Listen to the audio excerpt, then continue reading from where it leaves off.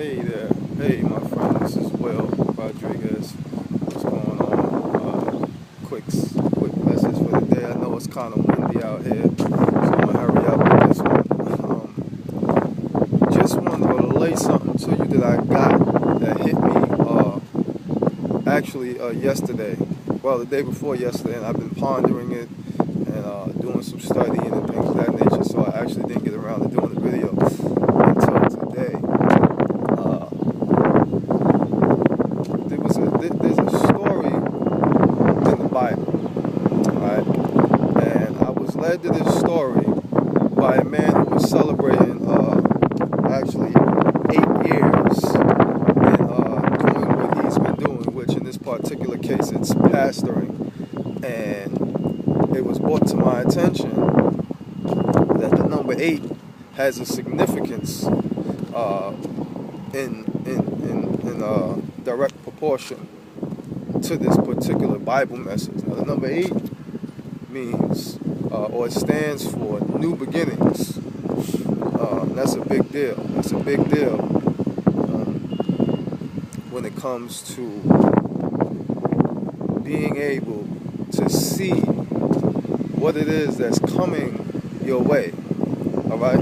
So now, this particular passage that I was directed to was actually 2 Samuel 9:1 through 13, which speaks about well, I call him Mo, right? Actually, he was Saul's grandson, Jonathan's son. If anybody that, if you know the Bible to any extent. And what happened was the King David called him in and told him, that he was to actually begin to sit at the king's table with him. So what did that mean? Well, that meant that, well, first of all, let me give you some context on who Mo was. Mo was a lame in the Bible's terms. They actually use that word in the Bible. Mo was a lame, meaning, for the Bible's sake, he was dropped on his head when he was younger, when his father and grandfather were still ruling. And what happened with that was he actually messed his legs up. He was lame in both his legs. He couldn't really walk or something like that. And so what happened was once Saul and Jonathan got killed, their kingdom, they no longer reigned in their kingdom. So let me walk back this way because they're doing a little bit of construction over there. We got some new, we on this, I think we're on the 5th stage.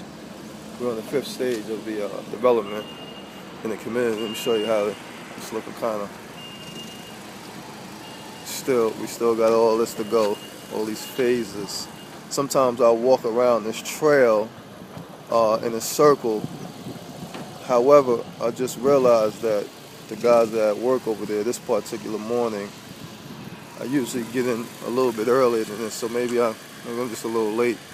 Usually I could have just walked all the way around. Anyway, so what happens with Mo is lame, and he has basically become a servant because once the father and the grandfather died, it was the next ruler's turn and this, that, and the third, so he was no longer in charge, if you will, back then, for whatever he was going to be in charge of, which was the city of, I'm not that sure what city it was, but like I said, 2 Samuel 9:1 through 13, you can go check it out. And so the king calls him in, right? And he tells him, look, you gonna have my son or my servant Ziba serve you, him and all his servants and his sons, they're gonna serve you for the rest of your life, and you're gonna sit at my table with me. And so basically, you good, right? That's what he's trying to say. You're good. You wasn't good a minute ago, now you're good again now. Because at one point, he was good. His family was in control. And went from that to death to him being a servant. So now, he's like, his response to that was, but wait a minute, King David, I'm lame. Like, you can't, what you mean you want me to sit at the table? I'm a lame person. And his response to him basically was, listen, when the king called you to the table, it ain't nothing to talk about. It don't matter what's wrong with you. It don't matter what happened in your past. It don't matter how lame you are, how lame you've been. You know, what mistakes you made, what held you back, what kept you down, right? What your past say? What your past say about you? What people say about you? It don't matter. When the king called you to the table, it's time for you to sit at the table. And when you're sitting at this table, nothing else matters but your kingship. So you're sitting with a king, that means you are a king. You're seen as a king. You're not seen as a lame anymore, right?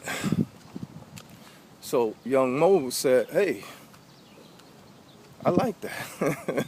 You know, once you put it like that, it's clearer now. So I take that. You know what I'm saying? I take that, and that's what the message was for me. Now, as you're sitting there listening to this or watching this video and listening to the sound of my voice, you might be thinking, well, what does that have to do with me? Well, here's the thing, my friend. 8 is the year of new beginnings, right? And the king is really calling us to the table, right? King is not only calling me to the table, he's calling us to the table. He's calling you, my friend, to the table. It's your year, it's your time. The only thing left for you now to do is to just take action, right? Once you take action on your calling, you know, there is no future. I mean, there is no past. There is no lane. There is no nothing what you've been thinking it is. It's just all uphill from there. If you just take that calling and sit at that table. So, my friend, I know I took the calling. You know, I know that I've been anointed. I know that it's time for new beginnings from my past and where I come from. And to you, I want to say today, it's your time too. I'm telling you, it's your time. The king is calling you to the table. I love you.